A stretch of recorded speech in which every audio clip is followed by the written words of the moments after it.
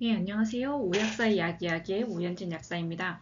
이번 영상에서는 신장 배설 과정에서 생길 수 있는 약물 상호작용 기전 중에서 두 가지를 살펴보도록 하겠습니다. 네, 앞의 영상에서 약물 배설 단계에서 약물 상호작용이 생길 수 있는 메커니즘에 네 가지가 있다고 말씀드렸는데요. 그 중에서 두 가지를 오늘 살펴보도록 하겠습니다. 첫 번째는 renal perfusion 감소, 즉 신장으로 가는 혈류가 감소함에 따라서 약물 배설이 감소하는 기전이고요. 두 번째 기전은 트랜스포터의 활성 변화로 인해서 생기는 약물 배설 감소가 되겠습니다. 네, 그럼 신장 배설 과정이 어떠한지부터 간단하게 살펴보도록 하겠습니다. 신장 배설은 영어로는 renal excretion이라고 합니다. 네, 우선 신장의 구조를 먼저 보도록 하겠습니다. 여기 있는 이제 강낭콩처럼 생긴 거 두 개가 있는데 이게 바로 신장 그림입니다. 그래서 신장이 이렇게 생겼는데 이제 여기 일부를 떼서 이제 보면은 이렇게 생겼고 또 여기 있는 일부를 떼서 보면은 이렇게 네프론이라는 이런 이제 구조가 있습니다.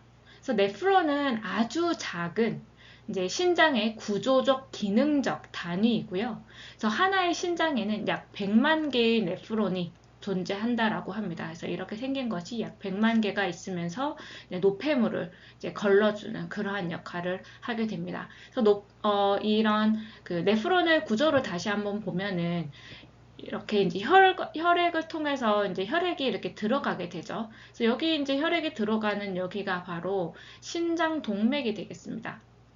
신장 동맥으로 이제 이렇게 혈액이 들어가고요. 여기 이제 모세혈관의 어떤 덩어리가 됩니다. 그래서 이 모세혈관 덩어리를 이렇게 어떤 주머니 같은 것이 싸고 있는데 이 모세혈관 덩어리가 바로 사구체라고 하는 것이고 옆에 싸고 있는 이 주머니 같은 곳이 바로 보호만 주머니가 되고요. 그래서 이 두 가지를 합쳐서 요 덩어리를 이제 신소체라고 합니다. 그래서 여기에서 기본적으로 맨 처음에 어떤 그 노폐물 배설이 시작이 됩니다. 여기에서 노폐물이 쭉쭉쭉 빠져나가게 되고요.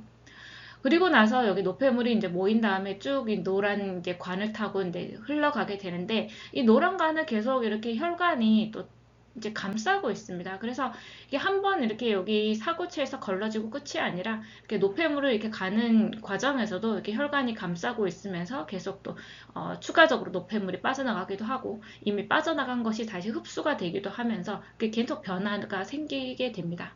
어쨌거나 이렇게 이제 이 꽈리처럼 여기 이제 계속 이제 지나가는 이쪽을 이제 근위 세뇨관이라고 하고요.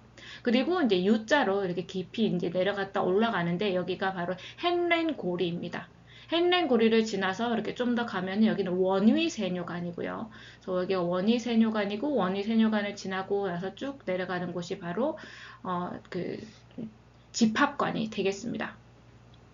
그리고 이제 여기 이제 혈관들 또 명칭을 좀 알면 도움이 되는데요. 여기 이제 빨간색으로 된 것이 바로 이제 심장에서 나온 혈액이 이제 들어가는 곳이죠. 그래서 여기 아까 말씀드린 신장 동맥으로 이제 들어가고 그 다음에 이제 쭉 여기 혈관이 계속 이렇게 연결이 되다가 여기 연결되어 있던 혈관들이 다시 이렇게 이제 뭐 나갈 건 나가고 들어올 건 다시 들어가고 하면서 이쪽 파란색으로 해서 이제 다시 이렇게 해서 이제 우리 온몸으로 이제 가게 되죠. 이제 키드니 밖으로 이렇게 빠져나가게 되는데 이게 바로 이제 신장 정맥이 되겠습니다. 그래서 신장 정맥은 이제 뭐 신정맥이라고 하고요. 여기 이 이제 콩팥 그림에선 여기 빨간 곳이 그쵸 신동맥이 들어가고 이제 나가는 곳이 신정맥 이렇게 이제 되는 거죠. 그래서 한번 들어가서 노폐물 다 처리되고 이제 다시 빠져나가는 것이 바로 신정맥이 되겠습니다. 그리고 여기 이제 이 사구체에서 이제 들어가고 나오고 하는 이 혈관이 있죠. 사구체를 기준으로 봤을 때 이제 들어가고 나오는 혈관이 있는데 여기 사구체 안으로 들어가는 혈관을 이제 수입 동맥이라고 하고요. 이제 여기가 이제 수입 동맥이 되겠고, 그 다음에 여기 이제 사구체 밖으로 나가는 이 동맥을 수출 동맥이라고 합니다. 어쨌거나 얘네들이 이제 동맥이고, 이제 수입 동맥, 수출 동맥 이렇게 있죠. 네, 방금 본 그 네프론을 이제 간단하게 도식화한 그림을 보도록 하겠습니다. 그래서 방금 본 네프론을 도식화하면 이런 그림이 나오는데요. 여기 이제 글로메룰러스가 바로 이제 아까 봤던 사구체죠. 사구체이고 여기서 이제 기본적으로 한번 이렇게 여과가 됩니다. 혈액이 여과가 되고요. 그리고 나서 이제 여기 근위 세뇨관이죠. 근위 세뇨관이고 그 다음에 헨렌 루프가 있죠. 헨렌 루프가 있고 그 다음에 원위 세뇨관이 있고 나중에 집합관 이렇게 이제 쭉 되어 있는데 이제 혈액이 이제 사구체로 들어가서 그쵸 꽈리 모양으로 원래 이제 모세혈관 덩어리가 이렇게 만들어졌다가 이제 이렇게 빠져나가게 되는데 사구체 밖으로 빠져나가게 되는데요. 여기 이제 사구체 안으로 들어가는 이 혈관을 수입세동맥이라고 되었죠. 수입세동맥이 되고요. 그리고 이제 이를 바깥쪽으로 빠져나가는 것이 수출세동맥입니다. 이렇게 하고 이제 그러면 이제 수입세동맥으로 혈액이 들어와서 여기에서 이제 어떤 압력이 걸리게 됩니다. 여기서 압력이 걸리면서 이제 사구체에서 이렇게 혈관 바깥으로 여러 가지 이제 물질들이 다 빠져나가게 됩니다. 그래서 이 첫 번째 1번 과정이 바로 이제 glomerular filtration이라고 합니다.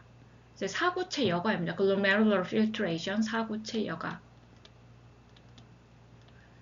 첫 번째 단계가 이제 사구체 여과가 일어나고, 그 다음에 이제 이렇게 한번 이제 여과가 쭉 된 다음에, 여기서는 이제 마치 우리가 이제 체에다가, 이제 어떤 이제 예를 들어 두부 같은 거를 체에다가 쭉 눌러서 짜면은 이제 물기가 쭉 빠져나가죠. 이제 그거랑 비슷한 원리라고 보면 되고요. 그래서 이제 압력이 가해지면서 이제 어떤 물질들이 쭉 빠져나가는 거고, 그러고 나서 이제 혈액이 이렇게 쭉 이제 근위 세뇨관과 헨렌 루프 주변을 이렇게 막 감싸고 있었죠. 그래서 혈액이 계속 옆으로 이제 지나가면서 근위 세뇨관에서 다른 이제 두 번째 단계가 이루어지는데 active tubular secretion. 그래서 이제 능동 분비가 됩니다. 그래서 이 근위 세뇨관에서 능동 분비를 통해서 여기 1번 단계에서 빠져나오지 못했던 그런 물질들이 이제 추가적으로 더 빠져나오게 됩니다. 그래서 추가적인 더 배설이 이루어지는 거죠. 그리고 이제 여기 3번 여기 이 단계에서는 active or passive tubular resorption. 그래서 이거는 이제 재흡수입니다. 그래서 빠져나왔던 것들 중에서 원래 빠져나가면 안 되는 것들이 있습니다. 그래서 그런 것들은 다시 재흡수를 통해서 다시 집어넣습니다. 예를 들어서 여기 이제 이 단계에서 이제 사구체 여과에서 이제 포도당이 빠져나옵니다. 포도당이 이제 이 사구체 여과에서 빠져나오게 되는데 이제 원래 빠져나가면 안 되거든요. 이제 당뇨병이 아닌 이상 빠져나가지 않습니다. 그래서 왜 그게 빠져나가지 않냐? 여기 3번 이 단계에서 다시 재흡수를 하기 때문에 그렇습니다. 아무튼 이렇게 이제 한번 그 사구체 여과를 통해서 이제 말 그대로 진짜 압력을 통해서 이렇게 빠져나가게 되는 이거를 하고 그 다음에는 이제 능동 분비가 일어나서 추가적으로 물질들이 더 빠져나오게 되고 그리고 이제 빠져나가면 안 되는 것들이 다시 이제 재흡수가 되는 이런 식으로 해서 이제 배설의 과정이 이루어집니다. 네, 그러면은 이제 첫 번째 단계였던 사구체 여과 있죠. 이제 체에서 거르는 식으로 이제 물질들이 이제 빠져나간다는 그 사구체 여과에서 약물 상호작용이 어떻게 일어나는지를 한번 보도록 하겠습니다. 여기에서의 기전은 renal perfusion 감소입니다. 네, 그러면 사구체에서 여과가 이루어지는 과정을 좀 더 살펴보도록 하겠습니다. 그래서 이 그림은 바로 이제 사구체의 그림입니다. 그래서 네프론에서 가장 이제 위쪽에 처음에 있었던 부분이 바로 이런 사구체와 보호막 주머니죠. 그래서 글로메룰러스는 이런 이제 모세혈관 이제 덩어리였고 그 글로메룰러스를 감싸고 있는 보호막 주머니가 이렇게 보입니다. 그래서 여기 들어가는 혈액의 이제 들어가는 곳이 바로 수입 세동맥이라고 했죠. 그래서 영어로는 afferent arterio이고요. 이게 이제 수입 세동맥이고 그쪽으로 이제 혈액이 들어가면은 여기 모세혈관 덩어리를 지나서 여기서 이제 filtration이 이루어지고 그 다음에 이제 혈액이 빠져나가는데 이 빠져나가는 이 혈관을 afferent arteriole 해서 이제 수출 세동맥이 됩니다. 그래서 수입 세동맥과 수출 세동맥은 그 직경이 다릅니다. 그래서 수입 세동맥이 직경이 더 크고요. 수출 세동맥은 그 직경이 더 작습니다. 그렇게 되면은 들어오는 혈액의 양이 많은데 비해서 빠져나갈 수 있는 곳이 좁아지다 보니까 이 안에 이 모세혈관에 엄청난 압력이 걸리게 됩니다. 그래서 밖으로 이제 뭔가를 밀어내는 압력이 아주 크게 걸리는 거죠. 그러다 보니까 여기에서 이제 그 사고체에 정수압이 걸리면서 여과가 이루어지게 됩니다. 그래서 이 사고체에서 여과가 이루어지게 하는 힘은 바로 이제 혈액 내에 여기 이제 모세혈관에 있는 정수압이고요. 이렇게 정수압이 그러면 생기게 되는 기전은 바로 이 수입세동맥과 수출세동맥의 이제 직경의 차이가 되겠습니다. 그래서 이 직경의 차이를 유지하는 것이 정말 중요하고요. 우리 몸에서 분비되는 수많은 이제 물질들이 어떤 뭐 호르몬이라든지 여기 있는 이제 어떤 물질 그런 호르몬성 물질들이 이 혈관의 수입 세동맥과 수출 세동맥의 어떤 직경을 조절하는데 이제 많은 역할을 하고 있습니다.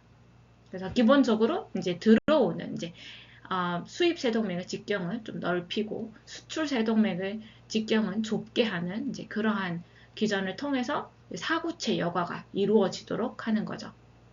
그런데 어떤 약들을 쓰면은 이제 renal perfusion이 감소하게 됩니다. renal perfusion이라고 하면은 이제 renal은 신장의 이런 뜻이죠. perfusion은 이제 들어가는 혈액의 뭐 어떤 그 통과 이런 거를 뜻합니다. 그래서 신장에 들어가는 혈액의 양이 감소하게 되는데 왜 감소를 하느냐?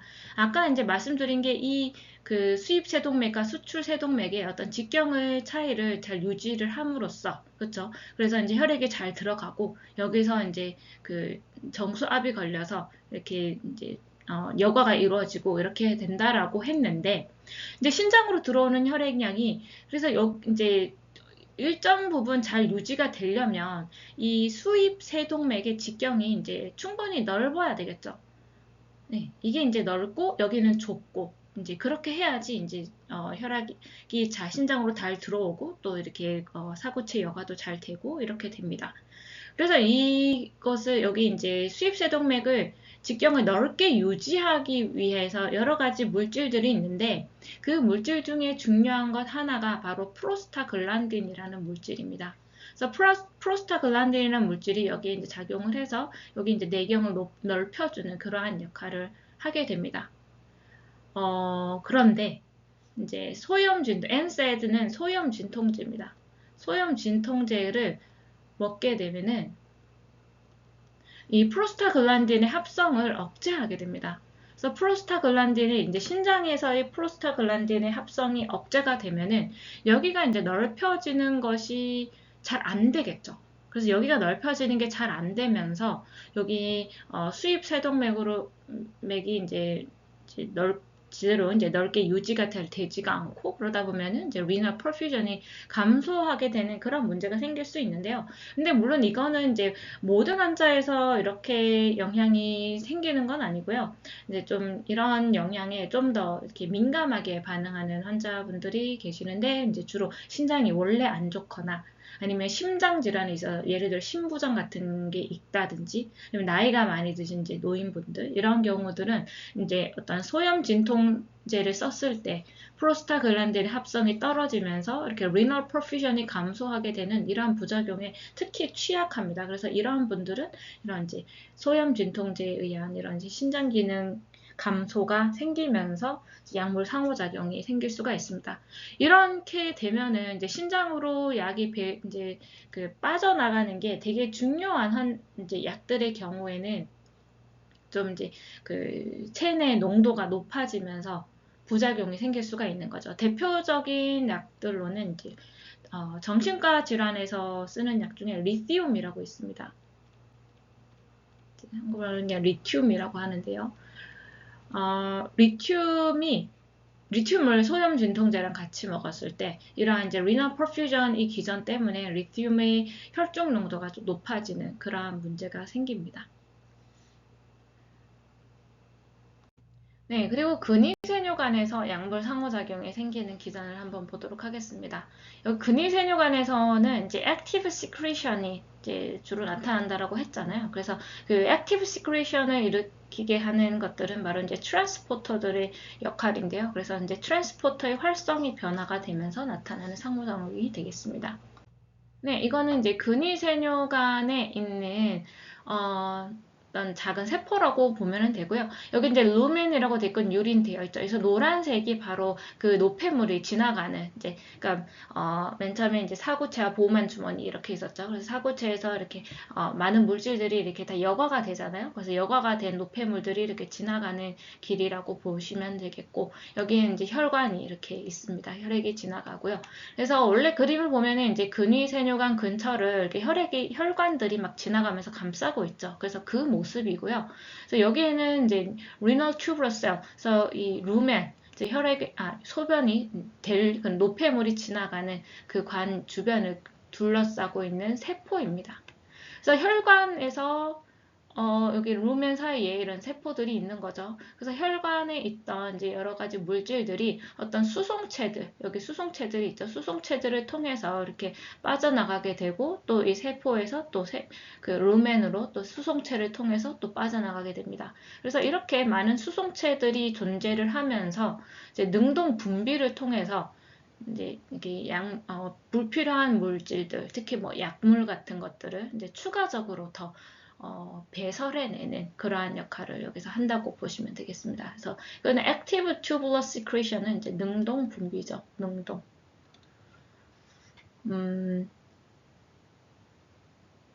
여기에서 이제 이런 그 트랜스포터를 통해서 이렇게 능동 분비가 일어나는 것에서의 특징 중에 하나가 이런 같은 트랜스포터를 이용하는 약들이 있으면은 이제 그 서로 경쟁을 하게 됩니다. 그렇죠? 그래서 컴피티션이 있을 수가 있죠.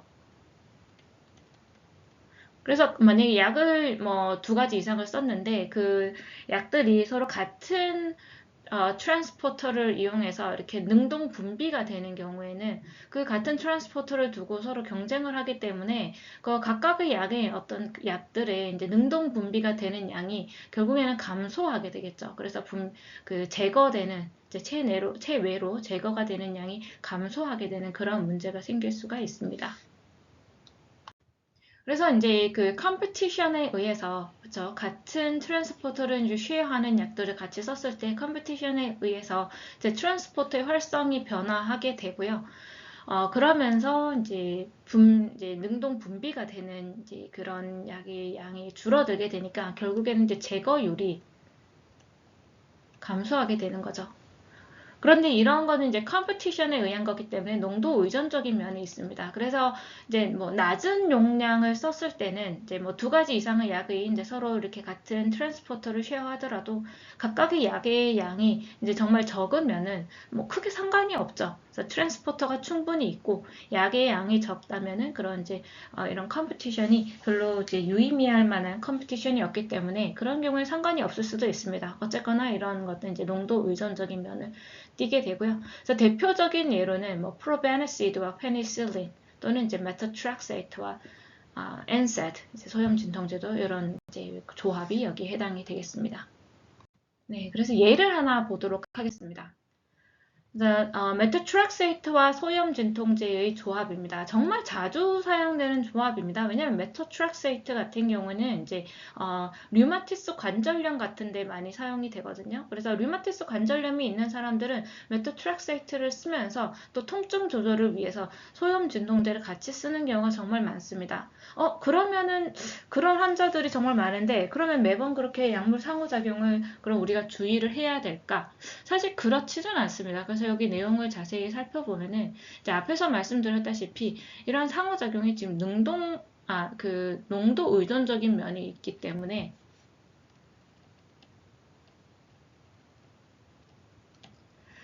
이제 크게 걱정을 하지는 않으셔도 됩니다. 그래서 실제로 이제 상호작용이 존재를 하기는 합니다. 상호작용이 존재를 하기는 하는데 이제 2가지 기전으로 상호작용이 존재합니다. 첫 번째로는 이제 소염 진통제가 renal perfusion을 감소시킬 수 있다고 했죠. 그래서 decreasing renal perfusion, 이 소염 진통제에 의해서 이제 리너 퍼퓨전이 감소하면서 메토트렉세이트의 이제 신장에서 제거되는 제거율이 약간은 떨어질 수 있다. 그게 이제 첫 번째고요. 그리고 또 하나는 이제 리너 트랜스포트 프로테인, 이제 같은 그 트랜스포터를 둘이 공유를 합니다. 그래서 서로 나가겠다고 이제 그 트랜스포터를 두고 경쟁을 하게 되죠. 그게 바로 이제 두 번째 기전입니다. 그런데 그렇다면 이제 이게 용량 의존적이기 때문에 어느 정도일 때 이런 상호작용이 나타나냐 봤더니 실제로 이제 메토트렉세이트를 고용량 썼을 때 그러한 이제 문제가 나타난다라고 되어 있고요. 그래서 메토트렉세이트를 저용량 쓸 때는 괜찮다라고 되어 있습니다. 그러면 이제 고용량과 저용량의 차이 이제 그 기준이 어느 정도인가 보니까 이제 메토트렉세이트를 뭐 일주일에 뭐 한 7.5mg에서 한 15mg 쓰는 그 정도에서는 별 문제 없이 소염 진통제랑 써도 괜찮더라라고 이렇게 되어 있는 거죠. 그래서 이 정도까지는 그래도 괜찮더라. 그래서 일주일에 뭐 한 15mg 정도까지 메토트렉세이트 쓰는 거는 괜찮더라. 하지만 그것보다 메토트렉세이트를 더 많이 썼을 때는 좀 문제가 될 수 있다더라. 이렇게 되어 있는데요. 근데 대부분의 어떤 그 자가 면역성 질환 때문에 메토트렉세이트를 쓰는 경우, 류마티스 관절염 때문에 메토트렉세이트를 쓰는 경우는 주로 한 이 정도 이제 일주일에 15mg보다 좀 적게 씁니다. 그래서 그 이상으로는 잘 쓰지 않습니다. 그렇기 때문에 그 류마티스성 관절염 때문에 이렇게 같이 쓰는 경우에는 걱정을 하지 않아도 된다. 이렇게 되겠습니다.